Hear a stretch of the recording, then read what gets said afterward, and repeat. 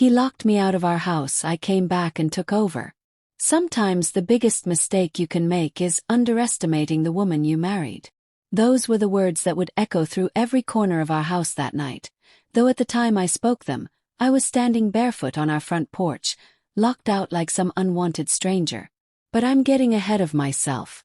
Let me tell you exactly how the most humiliating night of my marriage became the moment I reclaimed every ounce of power I'd given away. My name is Evangeline, though everyone calls me Evie. At 32, I thought I knew my husband better than anyone.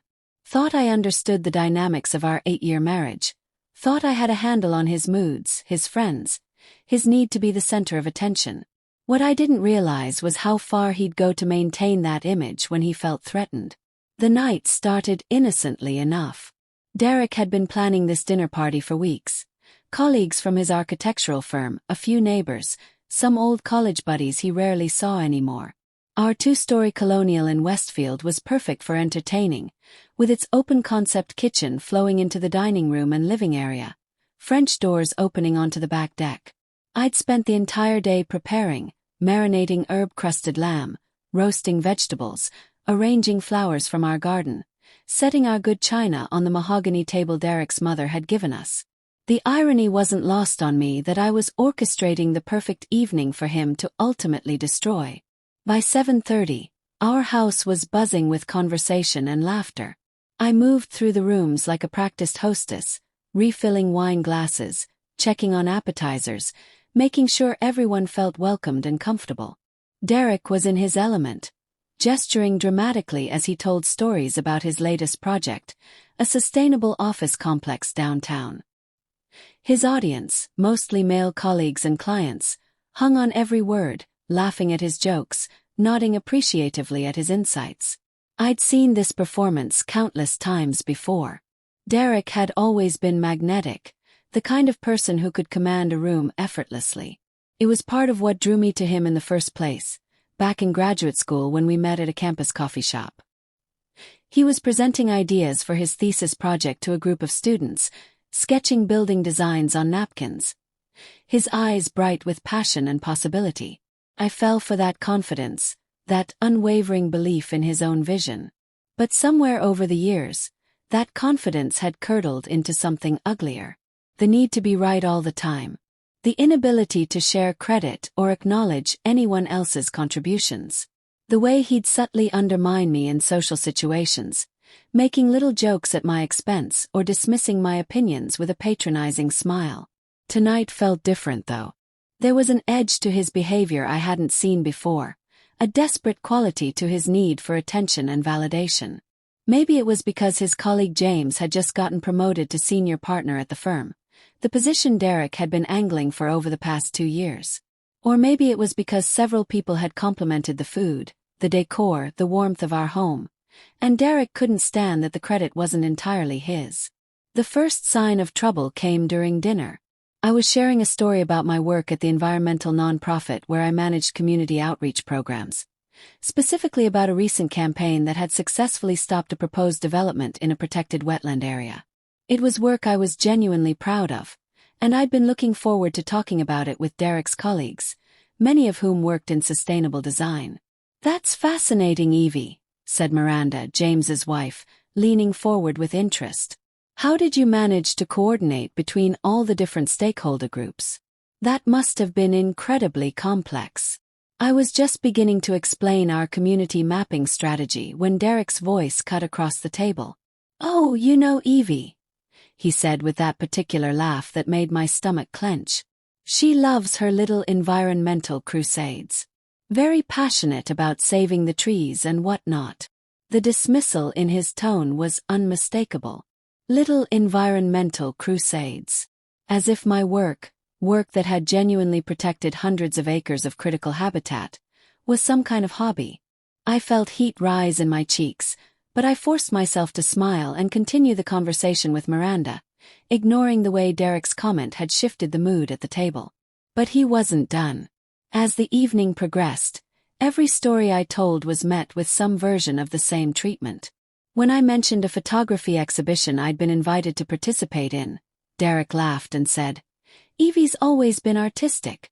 Very." expressive.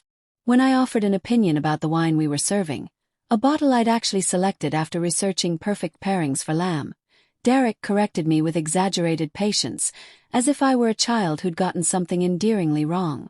Each small humiliation built on the last. I could see the other guests beginning to pick up on the dynamic, the way conversations shifted when Derek spoke, the uncomfortable glances exchanged when he dismissed my contributions. I felt myself shrinking, withdrawing, becoming the quiet, supportive wife in the background while Derek held court. By the time we'd moved to the living room for after-dinner drinks, I was operating on autopilot, clearing plates, offering coffee and dessert, smiling until my face ached. The women in the group, Miranda, our neighbor Helen, Derek's college friend's wife Jennifer, tried to include me in their conversation, but I could barely focus. All I could hear was Derek's voice dominating the room. All I could feel was the familiar burn of resentment in my chest. That's when I decided I needed a moment to breathe. "I'm just going to step outside for some air," I announced quietly to the group of women I'd been half listening to. They nodded sympathetically. Perhaps they could see the strain I was trying so hard to hide. I slipped through the French doors onto our back deck, grateful for the cool October air against my flushed skin. Our backyard looked beautiful in the moonlight, the Japanese maple I'd planted 5 years ago casting intricate shadows across the lawn. I could hear the muted sounds of conversation and laughter from inside, Derek's voice still clearly audible above the rest. I needed this moment. Just 5 minutes to collect myself, to remember why I'd married this man, to find some way to get through the rest of the evening with my dignity intact. I walked to the edge of the deck, looking out over the garden where I'd spent countless hours over the years, planting and tending and creating something beautiful from nothing. The irony of tending to something that could grow and flourish when Derek seemed determined to prune away every part of me that had once bloomed. It wasn't lost on me, standing there in the darkness.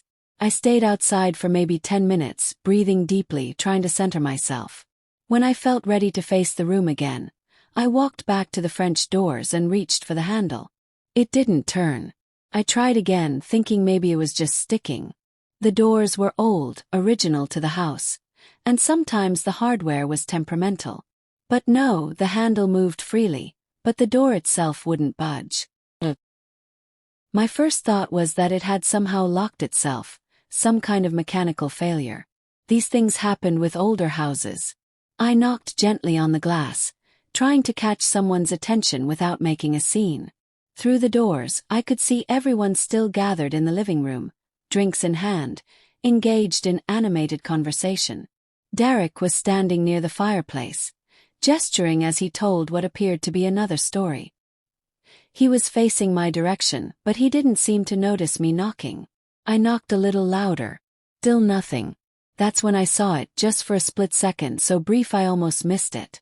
Derek glanced toward the French doors, saw me standing there, and then deliberately looked away. Not the absent look of someone who simply hadn't noticed a sound. The purposeful avoidance of someone who knew exactly what they were seeing and chose to ignore it. The realization hit me like ice water. He had locked me out. Deliberately. While I was outside collecting myself, trying to recover from his evening-long campaign of small humiliations, he had walked over to the French doors and turned the lock. He had locked me out of my own house in the middle of our dinner party, while I was wearing a cocktail dress and no shoes. I stood there for a moment, stunned by the sheer audacity of it. The cruelty. The calculation required to do something so deliberately humiliating. This wasn't a moment of anger or poor judgment. This was planned malice.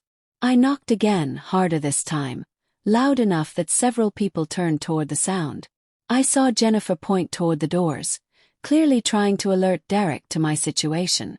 I watched him glance over, shrug elaborately, and say something that made the group laugh. He was entertaining them with my predicament. The humiliation was complete, perfect in its execution.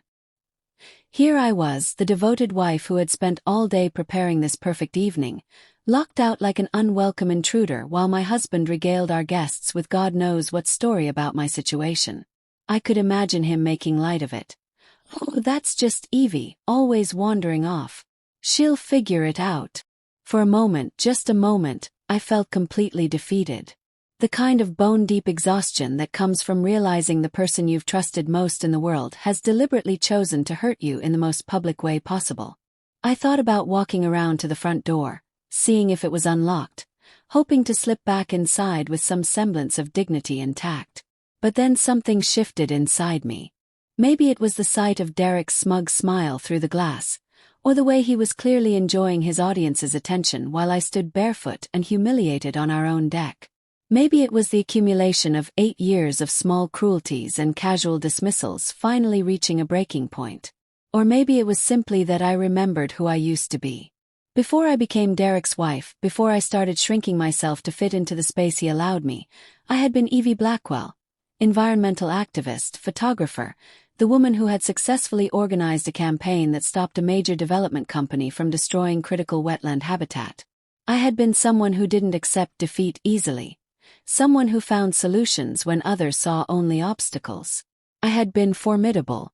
Standing there on the deck, I felt something I hadn't experienced in years. The thrill of a challenge, the fierce satisfaction that comes from being underestimated.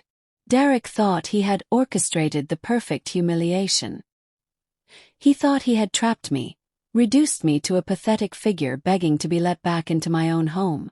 He had no idea what he'd just awakened. I walked calmly to the side of the deck, where Derek had never bothered to trim back the climbing rose that grew along the trellis beside our bedroom window. The same rose I'd been asking him to prune for 3 years because its thorns caught on everything. The same rose he'd dismissed as your project whenever I brought it up. Tonight, that rose was going to be my salvation. I kicked off my heels, the black satin pumps I'd bought specifically for this party, and hiked up my cocktail dress. The rose trellis was sturdy, built to support mature climbing plants, and I'd helped Derek install it myself 6 years ago. I knew every joint, every weak point, every secure handhold. Climbing it was easier than I'd expected. The thorns caught at my dress and scratched my legs, but I barely felt them. All I could think about was the expression on Derek's face when I walked back into that room. Not through the doors he'd locked, not begging to be let back in, but on my own terms, having found my own way. Our bedroom window was unlocked. Derek's habit of opening it slightly for fresh air was finally working in my favor instead of just running up our heating bill. I slid it open wider and climbed through, grateful for all those yoga classes I'd taken over the years but Derek had mocked as just stretching.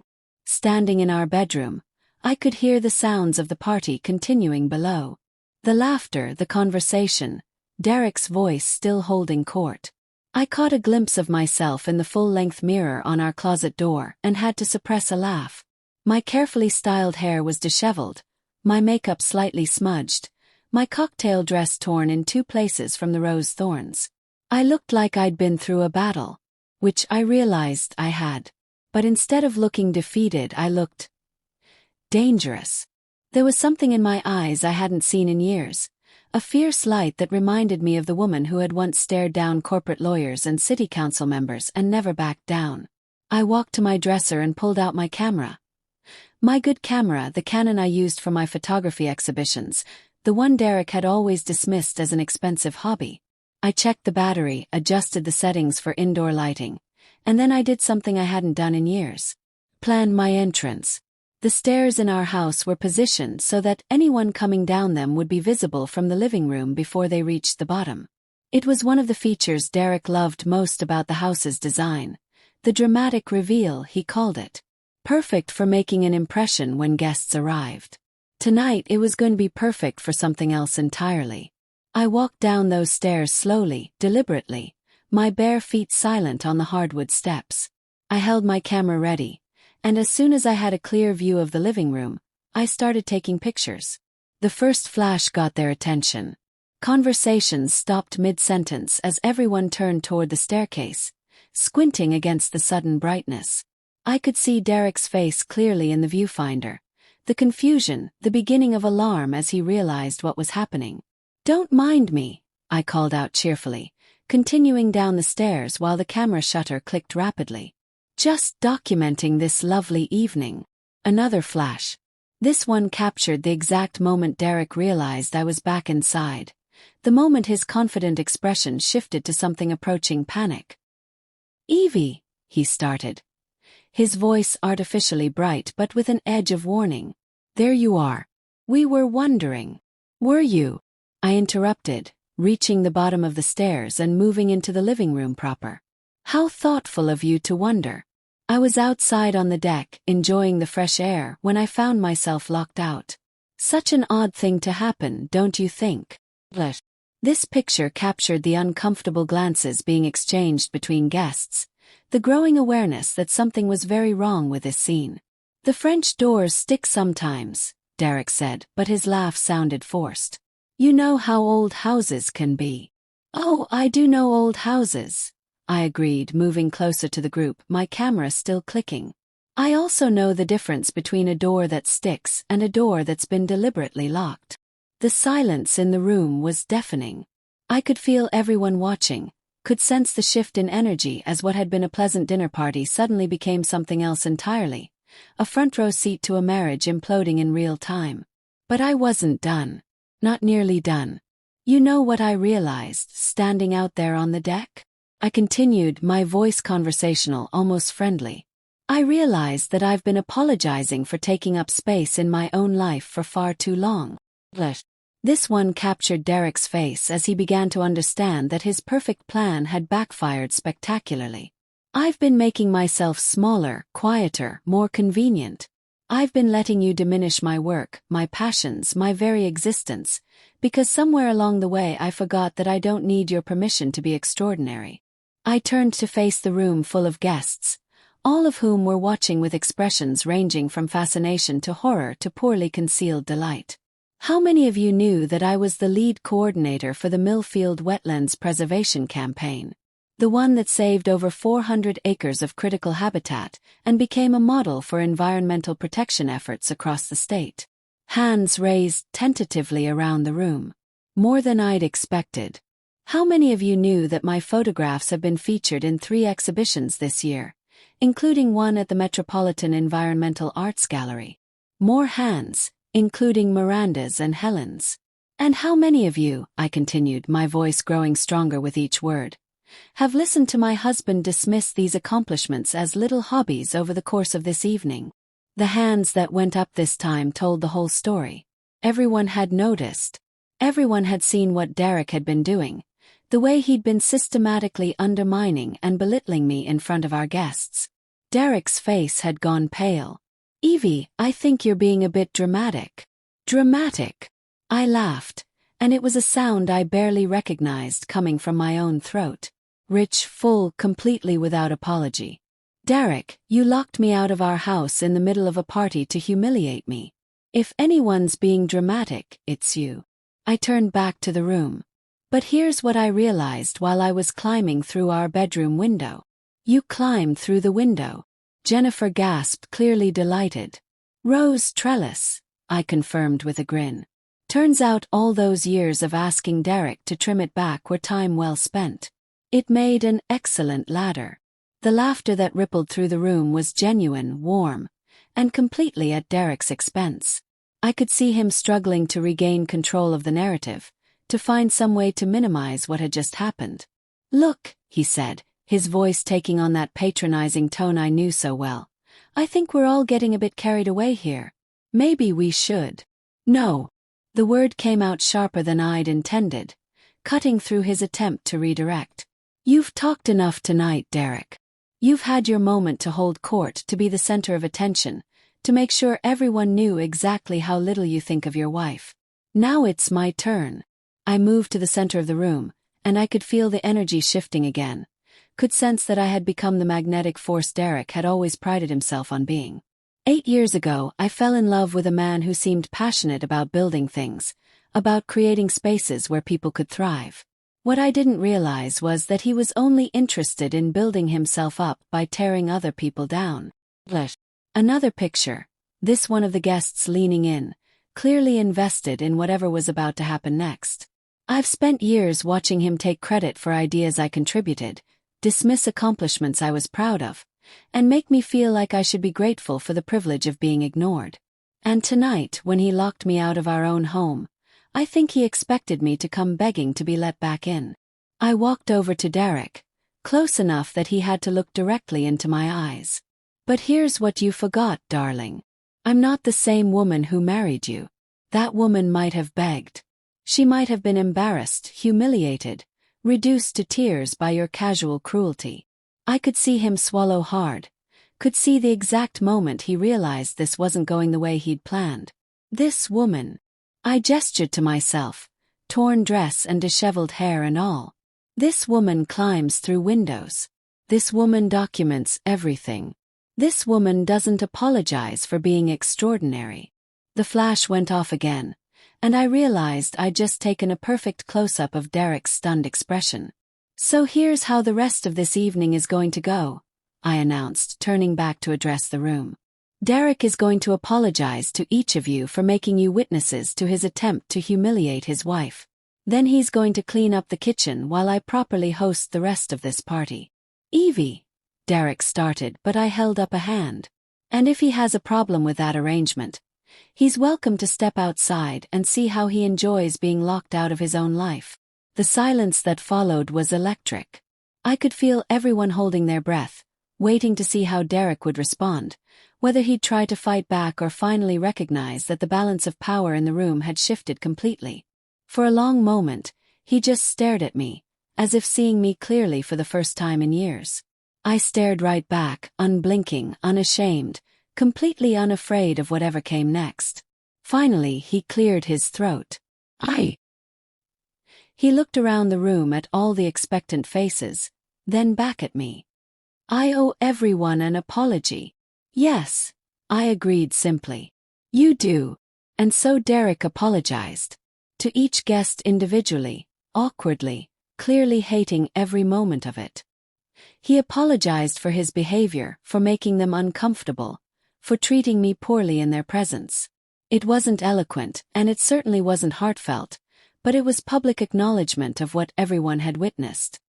When he finished, I smiled brightly at the room. Now then, who wants dessert? I made Derek's grandmother's chocolate torte recipe from scratch. The rest of the evening was a revelation. Without Derek's constant need to dominate every conversation, the atmosphere relaxed completely.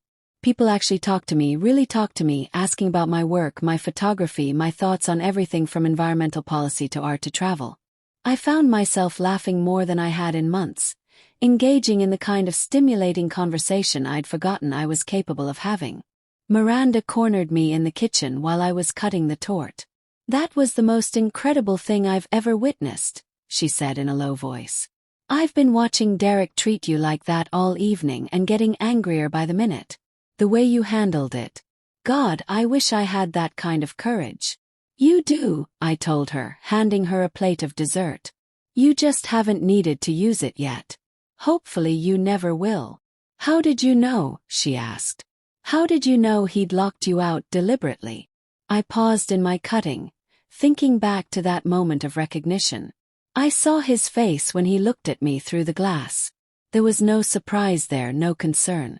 Just satisfaction. Like he'd accomplished exactly what he set out to do. And climbing through the window. I laughed, remembering the thrill of it. Pure spite. Plus, I spent years telling him that Rose Trellis needed to be trimmed. Tonight I was grateful he never listened to me about anything. The guests started leaving around 11, each one stopping to thank me individually for the evening. Several asked about my photography exhibitions, and I found myself making plans to meet for coffee, to show portfolios, to actually engage with the world outside my marriage in ways I hadn't done in years. Derek had disappeared upstairs after finishing the dishes. Whether out of embarrassment or anger, I didn't particularly care. For the first time in years I felt like myself again. Not Derek's wife, not the woman who made herself smaller to fit into his vision of what a partner should be, but Evie. Just Evie, in all her complicated, uncompromising, occasionally window-climbing glory. I was loading the last of the glasses into the dishwasher when Derek finally came back downstairs. He'd changed out of his dinner party clothes into jeans and a t-shirt, and he looked diminished somehow. Smaller than he had when he'd been holding court in our living room. "We need to talk," he said quietly. I turned to face him, noting that he was keeping his distance, staying on the other side of the kitchen island. "Do we? What you did tonight?"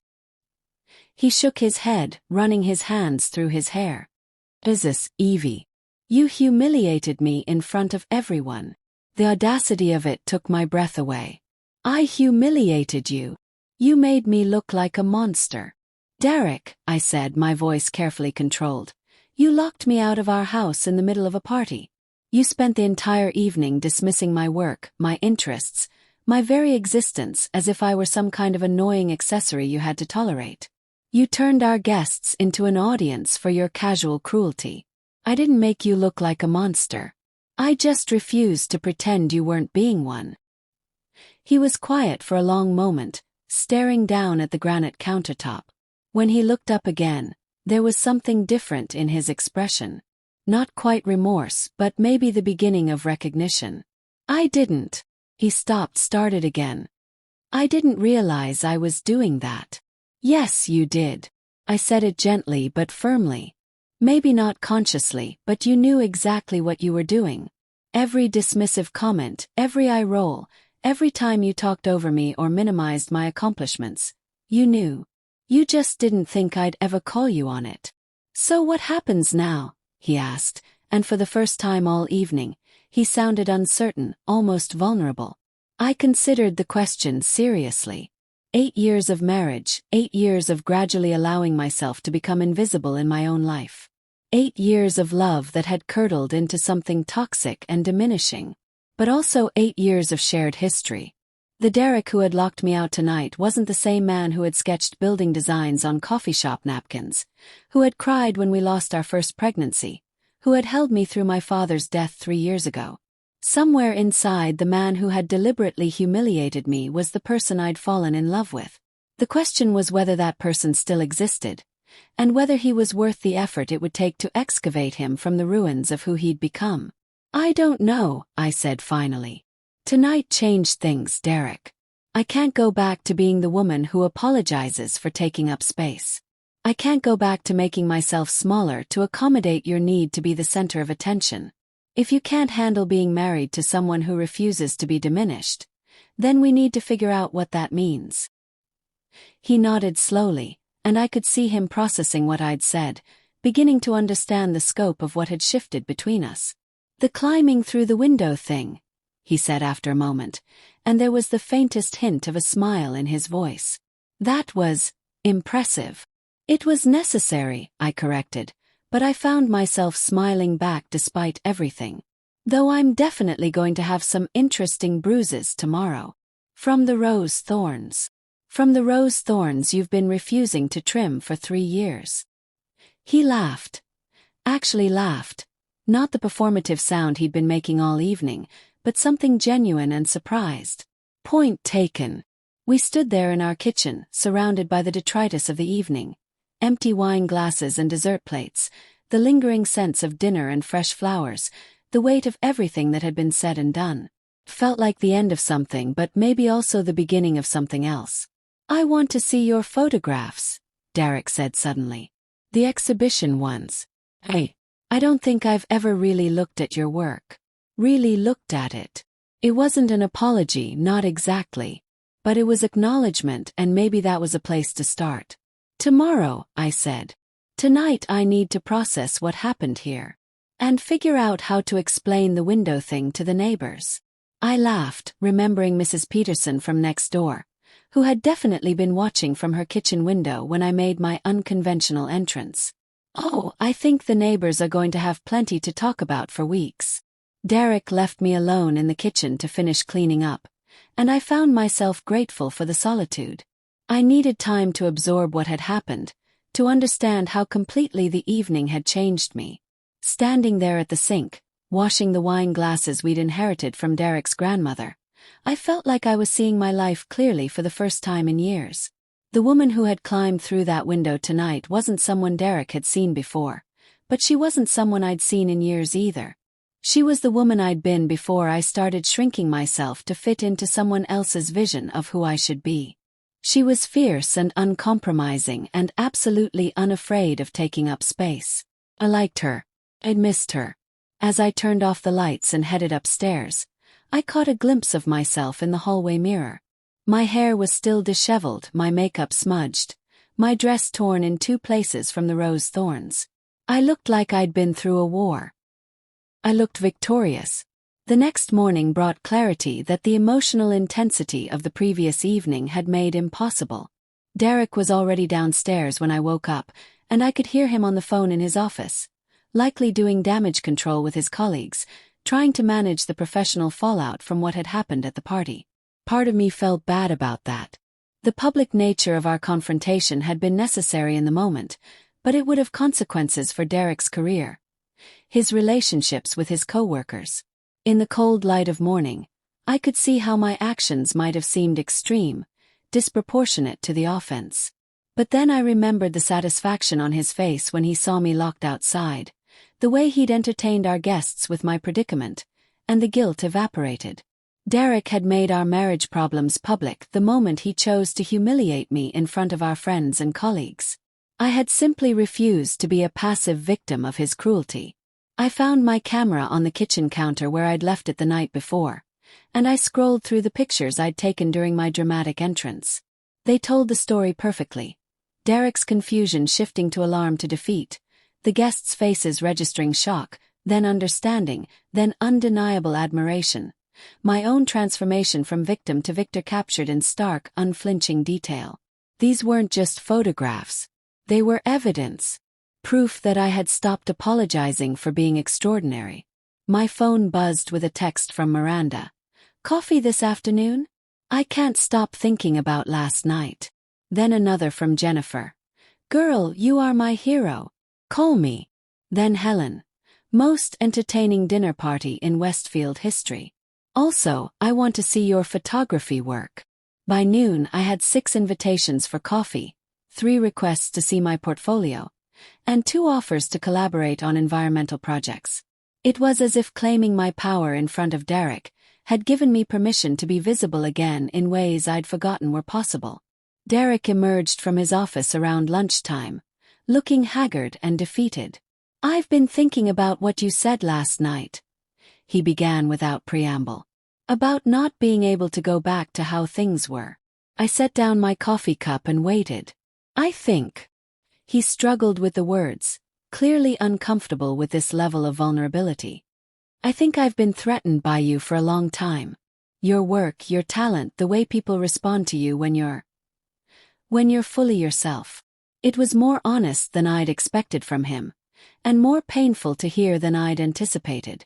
"So you decided to make me smaller," I said quietly. "I didn't decide it consciously," he protested, then caught himself. "But yeah, I guess that's what I did. And last night when everyone was so impressed with the dinner, with the house, with everything you'd put together, I felt invisible. Like I didn't matter.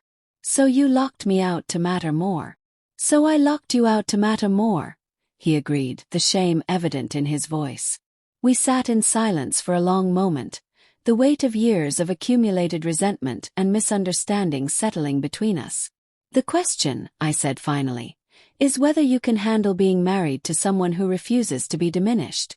Because that's who I am now, Derek. That's who I was always meant to be. Last night just reminded me."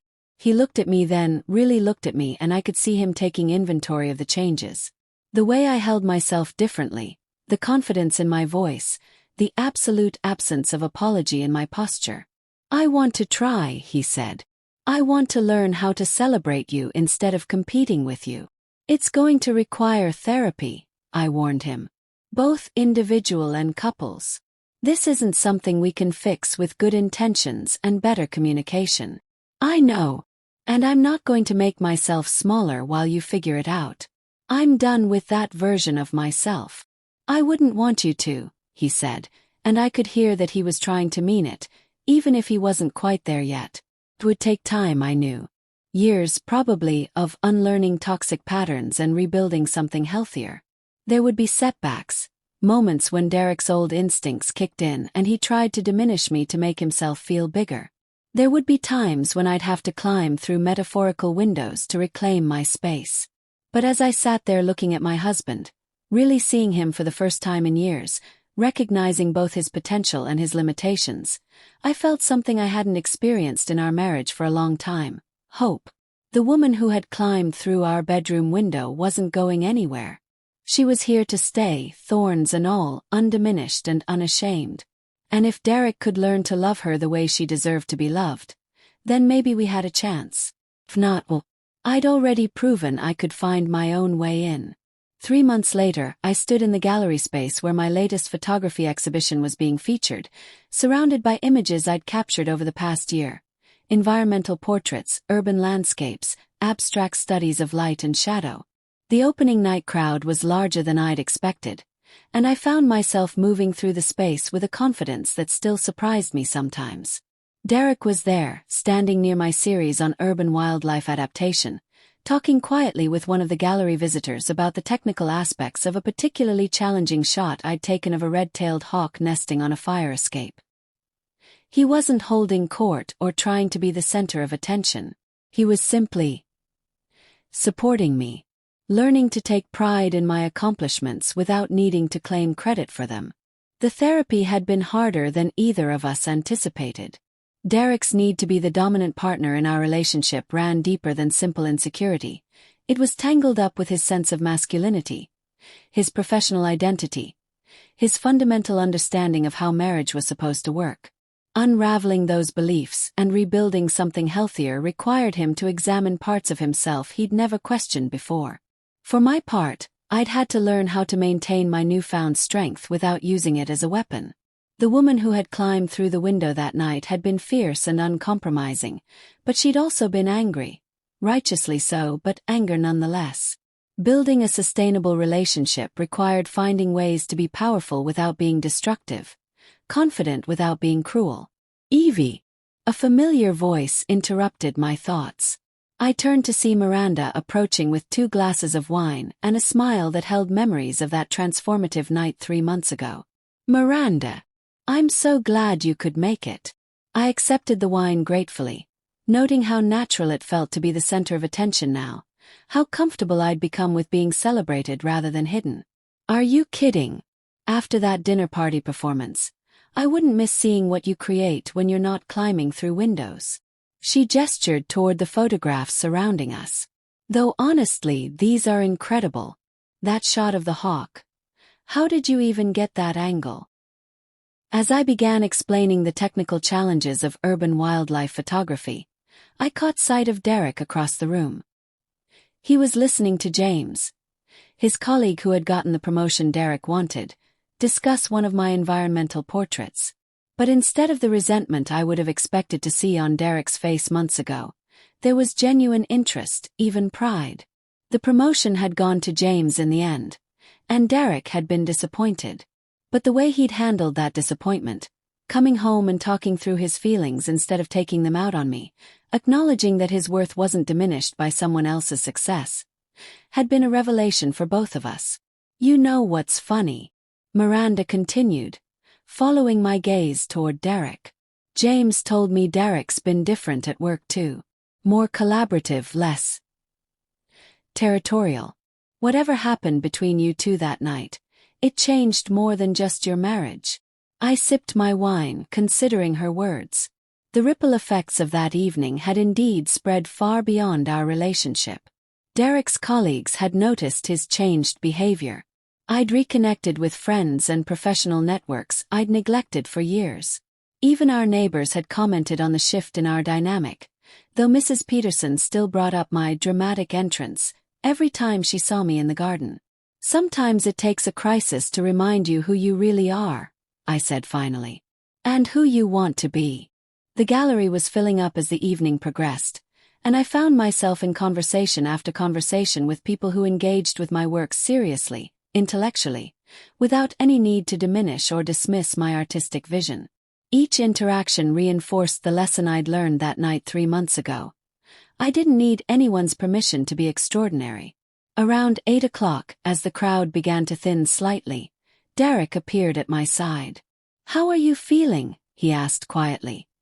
his hand finding the small of my back in a gesture that was supportive rather than possessive. Overwhelmed, I admitted. In the best possible way.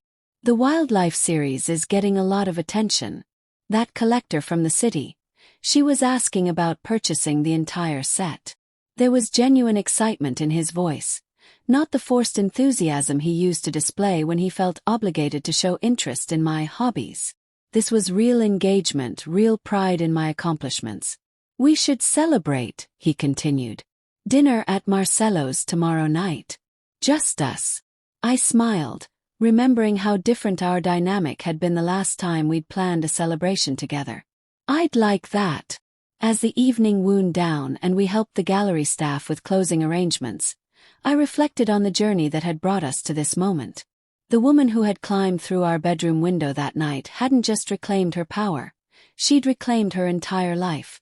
The marriage Derek and I were building now bore little resemblance to the one we'd nearly destroyed, and that was exactly as it should be. The drive home was quiet, comfortable in a way our silences hadn't been for years. Derek had learned to exist peacefully in spaces where he wasn't the center of attention, and I'd learned to occupy my full space without apology.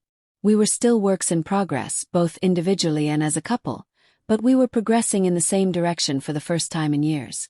I've been thinking about something, Derek said as we pulled into our driveway.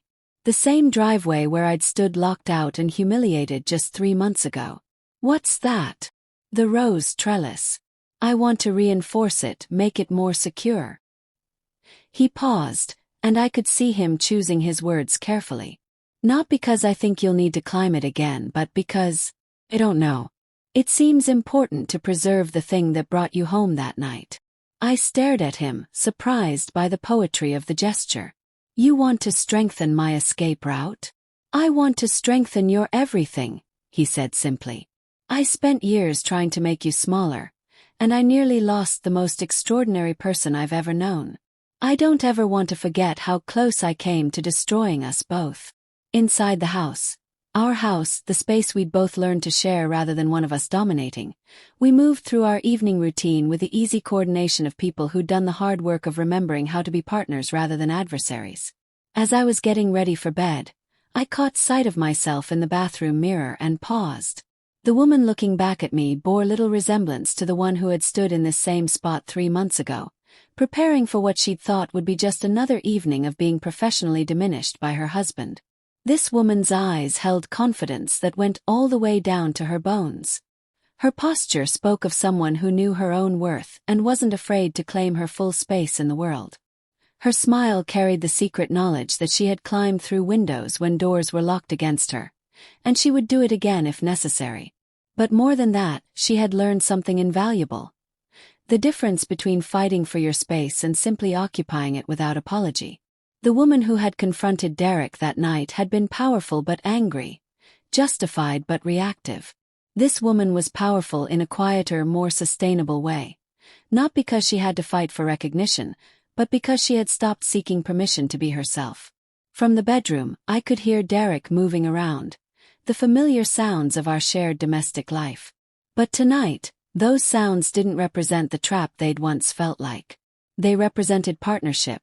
The daily negotiation of 2 whole people choosing to build something together rather than one person diminishing the other. My phone buzzed with a text from Jennifer.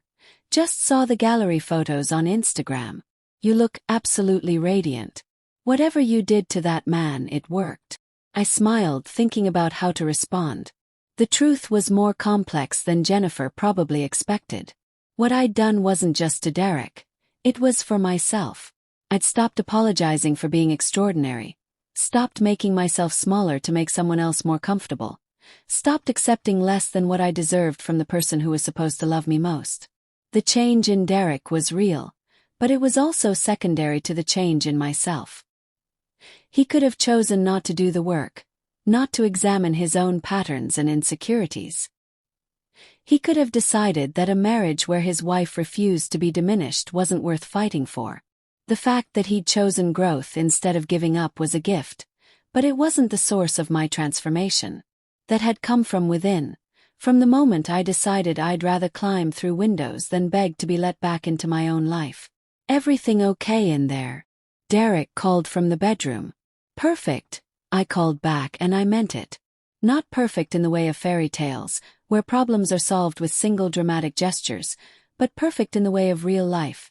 Messy and complicated and requiring daily effort, but built on a foundation of mutual respect and genuine partnership. I put my phone away without responding to Jennifer's text. Some stories were too complex, too ongoing, too precious to reduce to social media soundbites. The woman who had climbed through the window that night lived in the space between the dramatic gesture and the quiet daily work of building something better. And she was exactly where she belonged. As I turned off the bathroom light and headed toward bed, I passed our bedroom window, the same window I'd climbed through 3 months ago when doors were locked against me. Derek had indeed reinforced the rose trellis, strengthening it not because I needed an escape route, but because he wanted to honor the strength it took to find my own way home. The roses were blooming now, their sweet fragrance filling the night air, their thorns sharp enough to catch at anyone who underestimated their power. Beautiful and dangerous and absolutely unafraid to take up space. Just like the woman who had learned to climb when doors were closed, and who would never again apologize for being extraordinary. The story could have ended that night with a locked door and the humiliation Derek intended. Instead, it began with a woman remembering who she was meant to be. And the marriage that nearly ended became the foundation for something entirely new. Sometimes the biggest mistake you can make is underestimating the woman you married. But sometimes, if you're very lucky and willing to do the work, it becomes the beginning of learning to love her the way she deserved to be loved all along. 3 years later, I would look back on that night as the moment everything changed. Not just my marriage, but my entire understanding of what it meant to refuse to be diminished. The woman who climbed through the window became the woman who never again sought permission to be herself, who built a life that honored every part of her complexity and strength. And Derek became the man who learned that the most beautiful thing you can do for someone you love is create space for them to be extraordinary, rather than demanding they make themselves smaller to make you feel bigger. The rose trellis still stands outside our bedroom window, stronger now, able to support whatever weight is placed upon it. Not because I need to climb it again, but because some things are worth preserving. The reminder that locked doors are not the end of the story for women who know their own worth. They are simply an invitation to find another way in. Thank you for watching. If you want more videos like this, please like, subscribe and share.